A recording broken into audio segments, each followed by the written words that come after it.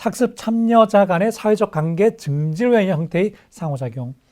자유 게시판에서 이렇게 이야기를 하거나 아니면 토론실이나 기타 공간에서 사적인 대화를 하는 것.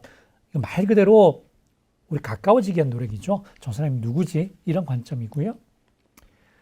반면에 수업을 위한 상호작용이라는 것은 목표 달성을 위한 상호작용이에요. 그래서 교수님들한테 질문을 한다든가 토론실에서 주제에 대해 서로 이야기를 나눈다든가 이런 거죠. 그래서 수업의 목표를 정점에 두고 이루어지는 모든 상호작용이 수업을 위한 상호작용이라는 것이지요.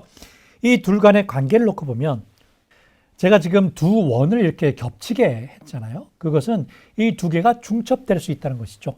사회적 상호작용 그 나름대로 여러 가지 의미가 있고 수업을 위한 상호작용 그 나름대로 여러 가지 의미가 있지만 경계가 모호한 경우도 있고 두 가지가 상호작용을 하는 경우도 있어요. 서로 영향을 미치는 경우도 있다는 것이죠. 사회적 상호작용이 잘 되게 되면 아까 말씀드린 것처럼 소셜 프리젠스, 사회적 실장감이 높아지고 여기에 소속되어 있다는 느낌을 갖게 되고 그러면 수업에 관심을 가지고 공부를 열심히 하게 된다. 이런 거 가능하고요.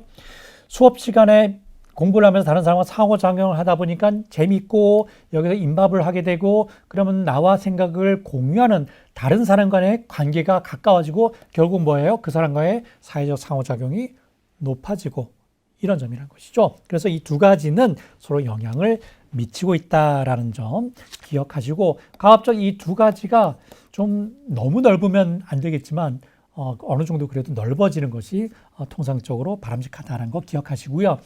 그리고 학기라는 그 시간의 흐름을 놓고 보았을 때 학기 초에는 이런 순수한 의미의 상호작용하고 수업을 위한 상호작용하고 둘 중에 어떤 게 더 높을 것 같아요?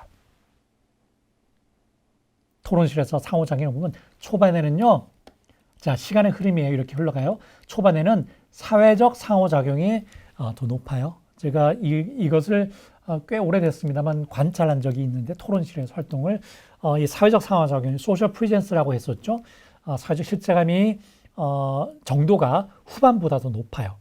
후반부로 가잖아요. 그러면 사회적 실제감과 관련된 것들은 별로 없고요. 있긴 하지만 학기 초보다 낮아지고 수업을 위한 상호작용이 더 높아지는 경향들이 있습니다.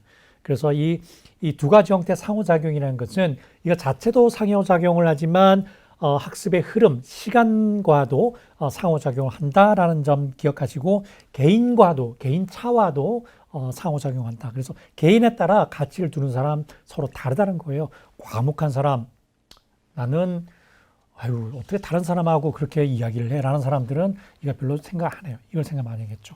하지만 SNS 잘하는 분들은 여기 물 만난 고기죠. 이쪽을 많이 하게 되겠죠. 그런 점도 기억하시기 바랍니다. 마지막으로 온라인 학습 공동체입니다.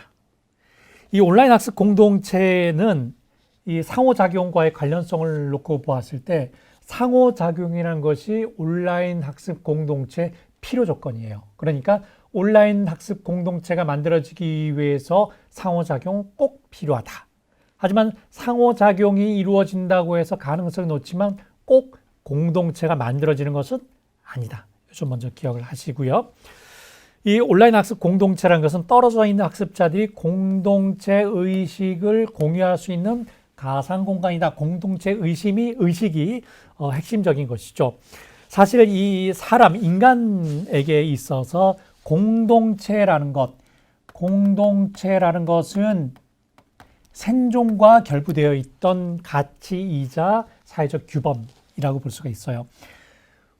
우리 인간이 원신일 때 혹은 인간이 이 세상의 중심으로 자리 잡지 않았던 100만 년 그 이전의 시대를 놓고 보면 인류가 나타나기, 지금 현재 모습을 같이 나타나기 전에 상황을 보면 여러 가지 동물도 같이 살았잖아요. 그 전에는 공룡도 있었고 인간은 정말 하찮은 존재였죠. 약하고 호랑이 같은 이런 맹금류들이 더 강했었죠. 그런 속에서 우리 인류가 살아남기 위해서는 서로 힘을 합치는 것가 상당히 중요했습니다.